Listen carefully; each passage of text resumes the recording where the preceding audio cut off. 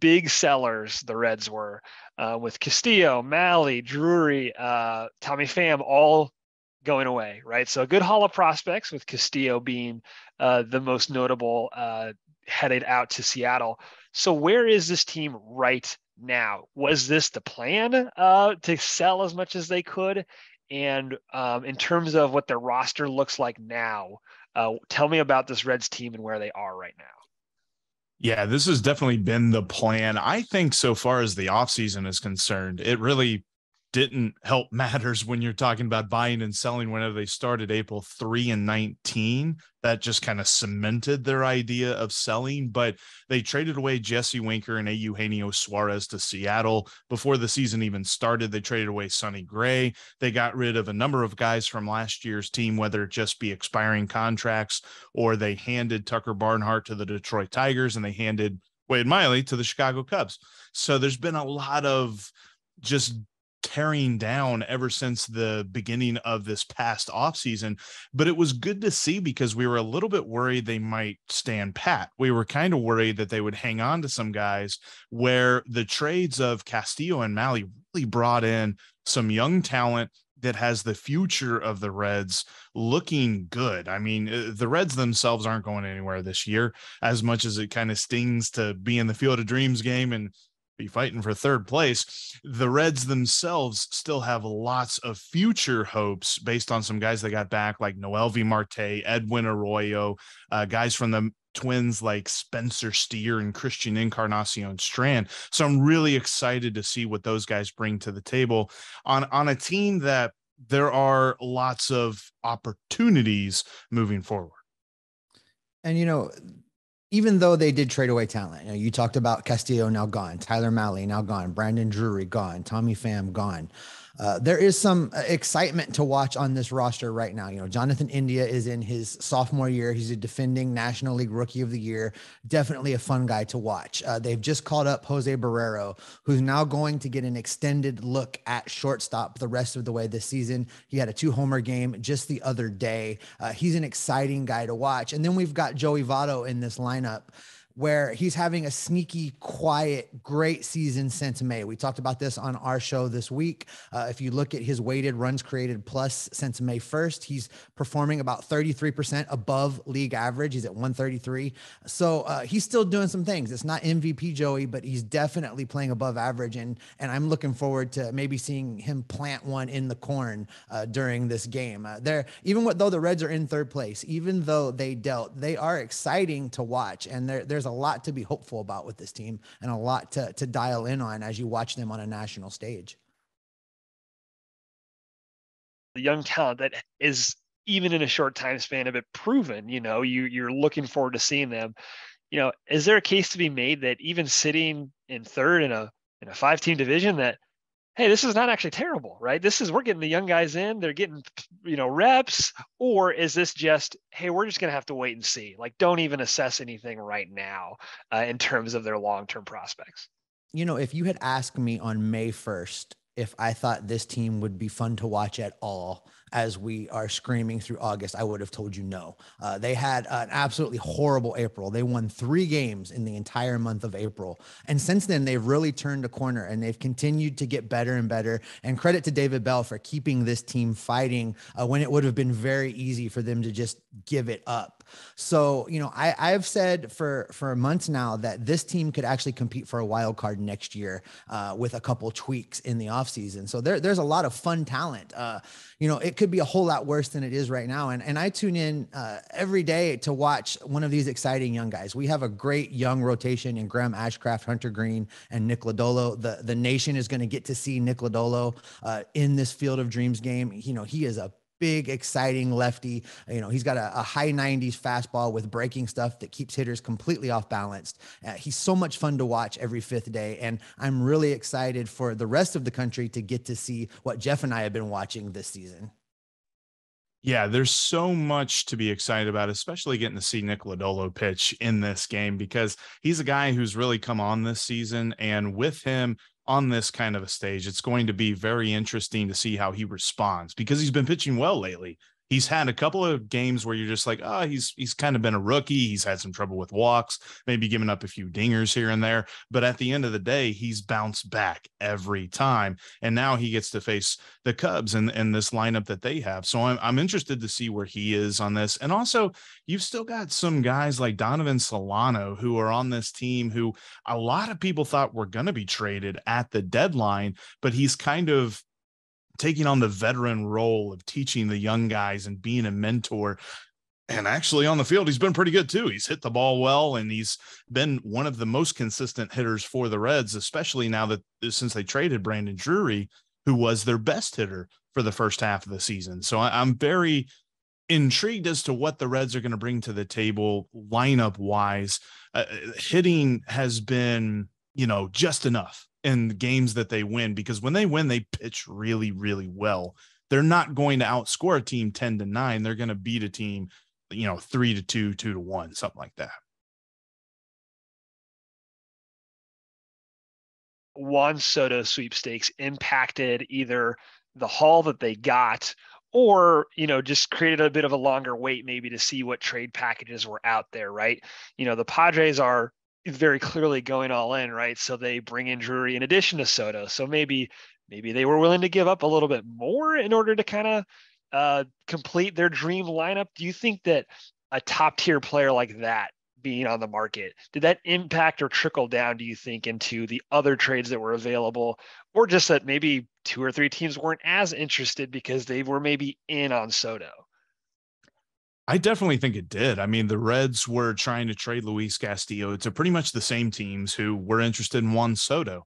In fact, I almost wonder if that is why the Dodgers just decided to stand pat as a whole, because they couldn't land Juan Soto, and then the Reds traded Castillo to the Mariners. And so they're just like, well, all right, we'll get Joey Gallo and our pitching will figure itself out, because the Reds were asking for not necessarily the same package of prospects, but a very comparable package of prospects where it was like, 2 top 10 guys or 2 top 5 guys or something like that, where, the Nationals were just like, give us your top 4 prospects, period. That's where we start this conversation. So I think there were a lot of teams that were like, okay, so who do we want to get more? Do we need pitching more? Do we need a Juan Soto more? And I think that is where you saw a delay. I don't necessarily think you saw anybody jump out of the sweepstakes for Luis Castillo because of that trade, but I can definitely see the trickle effect down for the Reds as sellers with Juan Soto. And then for me, the fact that Drury ended up going to the same place Soto did, both going to San Diego, at the end of the day, I still feel like the Reds got really great return on Brandon Drury. You have to understand that Drury cost the Reds next to nothing to pick up. He comes in the middle of spring training, wasn't expected to be very much, and comes out and hits 20 home runs the first half of the season. So the fact that Nick Krall, the Reds general manager, was able to flip him to something valuable that can help this team long-term, I think was amazing. As far as Luis Castillo goes, what I really liked about that deal is I don't feel like the Soto situation impacted it very much, because Seattle paid a price, not only to get a really great top line starting pitcher, but I think they probably paid just a bit of a premium to keep that really great starting pitcher from going to the Yankees and having to deal with him in the postseason. So I feel like this particular trade deadline, where the Reds were setting a new way of doing things, and you may question, well, is selling everybody a new way of doing things? It is for the Reds, because they have never traded players when they were at the height of their value. They've always waited too long. They've always put themselves in a position where they had to make a deal and couldn't get good return.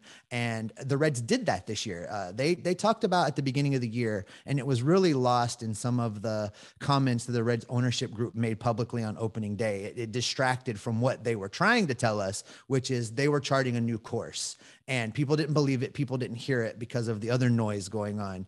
But what they did is actually what they said they were going to do, which is also something new for the Reds. So it was very exciting to see at the trade deadline that they actually have a plan, and they implemented it and they executed it very well. That's what my next question was going to be, comparing where we are now post deadline to the beginning of the year, where, fan bases are more optimistic. Everyone maybe thinks they have a chance. It sounds like from, game 1 till now, there's at least been some consistency with what the long-term goal is. Hey, we're not going to necessarily be competing, for a division title right now, but we can get a step forward, or, 2 steps forward and develop some guys. Do you feel like that's been, pretty consistent throughout this year in terms of their plan from beginning of the season till now? Well, Jeff and I have been talking that we thought this team was in a position from the beginning of this year to really be a contender around 2024. As they've rolled out what their plan was going to be, they have taken this farm system into probably one of the top 3 or 4 farm systems in all of baseball right now with the moves that they've made. There's a lot of excitement centering around some of the prospects coming up. If you're looking for a good time to watch some baseball, jump into the minor league feeds and watch Elly De La Cruz, watch Marte play in Dayton, watch what's going on with these young pitchers. Lots of talent down there. For me, I feel like they're moving in an exciting direction. Now, the Reds fan base is having to be drug along, kind of kicking and screaming on this because they've been hearing the word rebuild for a long, long time. And the Reds have not messaged it well, and they have not executed it well until this year. And I think that it's going to take a little bit of time for this organization to regain the trust of the fan base. But around 2023, starting next year, moving into 2024, 2025, this team's going to get really good in a hurry. And I think that, the proof is in the pudding kind of thing. Once they start winning games, people will look back on this time and realize that the Reds did a great job of delivering what they said they were going to deliver. And I think it was important to note, too, that when it came to this deadline and all of the selling, they added so much talent. It wasn't that they just got rid of bad contracts. It's that they actually maximized what they had. And the guys that they brought back only add to, like Steve said, Elly De La Cruz. De La Cruz is going to be the kind of guy that we are like basically watching and waiting and marking down our calendars when we think he's going to make the major leagues, because he's going to change this franchise. I really believe that. He still needs to develop some parts of his game, but there are many parts of his game that are already top flight, elite stuff. And then you add that with the pitchers that they've already brought up and guys like Hunter Green, who we won't see the rest, or probably the rest of this year. He's going to be out for a little bit with some shoulder problems, but he has had an up and down rookie season, but we've seen that greatness. We've seen what he can bring to the table on a number of different occasions. So the future is so exciting with these guys because of the talent that they're going to bring up. And yeah, kind of like you said, they were given the messaging out early on in the season whenever everyone only wants to hear we're making the playoffs. So nobody was ready to hear that. But I think that people have started to get, okay, well, at least they're sticking to the plan, because in years past that hasn't happened. Iowa, it's going to be, the iconic visuals of the Field of Dreams, the full production crew and setup from Fox. Jeff, let's start with you. Who should people be watching on this Reds team? Who should people really keep their eye on, as this might be, the most, watched game in terms of either of these teams this year, with all the fanfare that has to go with it? I've got 3 guys, but I'm not going to take all 3 because I think me and Steve agree on one of them. The first guy I'm looking at in the lineup is Jose Barrero. Now, he's going to bat lower on in the order, but what he brings to the table is power and great contact. When he makes contact with the ball, it's going far. The issue with him is, can he handle the low and away pitch? Whether it's a breaking ball or a fastball, there's something about that low and outside pitch that he just doesn't see very well. And Corbin Burns really took advantage of him on Sunday in Milwaukee with his amazing cut fastball and slider. And Jose Barrero really couldn't get a hold of it down there. So if he gets something middle of the plate, he's going to drive it very, very far. And how does he develop and continue to develop that batter's eye? The other guy for me is very likely my favorite Red moving forward, and that's Alexis Diaz. Oh my gosh. Every time he comes out of the bullpen, it is electric. He's brought in high leverage situations, not necessarily just the 9th inning, and he's got 2 pitches, and they are both elite. His fastball and his slider. Now, he learned both of them from his brother, who we're going to see, or who we saw in New York with the Mets and Edwin Diaz, but the slider has just come along so greatly over the last probably month and a half, to where he can drop it in the strike zone if he needs to, or he will drop it way out of the strike zone and just slide away from any batter's bat. Doesn't matter who's in the box. He has the confidence to attack any hitter. He's not worried about lefty righty matchups, how he's going to do. He just knows he's going to get you out, and he's so much fun to watch. You know, for me, I mentioned him a little bit earlier, but Nick Lodolo in this game for me is, you know, the future of this franchise is going to be elite starting pitchers. And Nick Lodolo is on his way there. In 43 innings of work so far this season, he struck out 58 batters. His strikeout to walk ratio is getting better and better and better as he moves further into the season.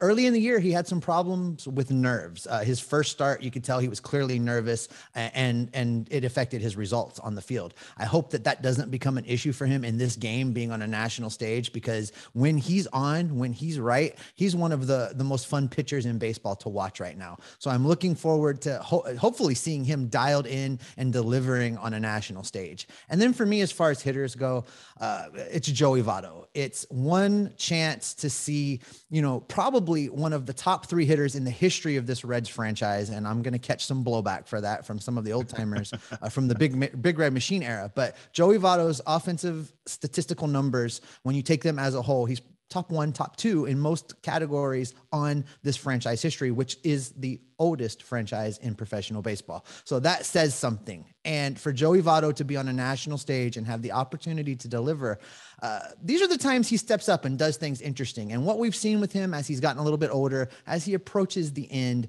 his personality has really come out. I expect that Fox is probably going to have him mic'd up, is probably going to do something special with him in this game. And every time that has happened, every time he's been put front and center, he's done something to deliver. He's done something to show just how great he really is, and how for the longest time now he is the face of the Cincinnati Reds franchise. So I'm really expecting kind of something magical from him in this game, whether it's a big home run or a great defensive play or just an entertainment value that Fox will deliver with this special setup that they get for this game. I'm really looking forward to that time with Joey Votto.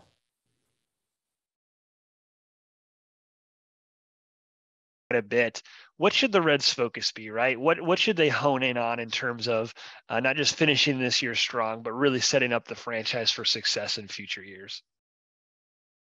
Go ahead, Jeff. So for the rest of the way, they've got to focus on getting the guys who are going to be here. And we've kind of earmarked 2024, the guys who are going to be here in a couple of years, making sure that they know they're ready. And Jose Barrero is that first guy. Like, he has been the shortstop of the future for so long. And at some point, you got to be the shortstop of the present. The only way to figure that out is to just let him play, let him cook, see what he's got.